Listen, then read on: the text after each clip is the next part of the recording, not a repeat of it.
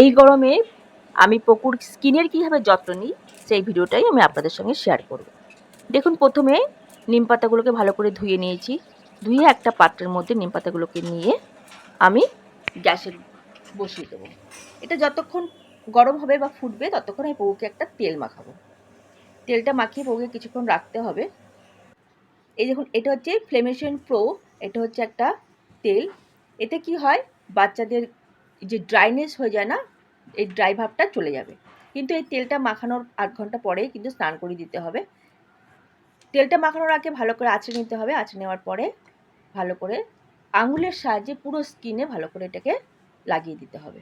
আমি যেমন করে লাগাচ্ছি আঙুলের সাহায্যে ঠিক ওইভাবে পুরো বডিতে যেন তেলটা ঢোকে।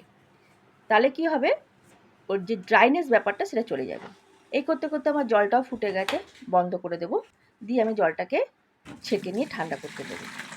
তা করতে পুকুরও তেলটা কিছুক্ষণ গায়ে থাকলো। এবার চলে গেলাম পকুকে স্নান করাতে।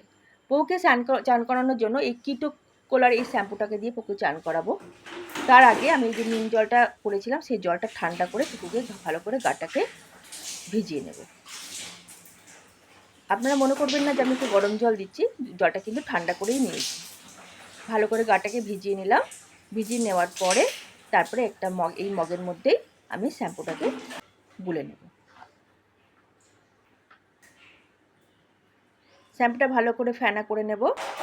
ফেনা করে নিয়ে পুকুর পুরো গায়ে আমি ভালো করে লাগিয়ে দেবো। যেহেতু তেল আছে একটু ভালো করে কিন্তু ফেনা করতে হবে। ফেনা করার পরে কিছুক্ষণ 5-7 মিনিট আমি এটাকে রেখে দেব।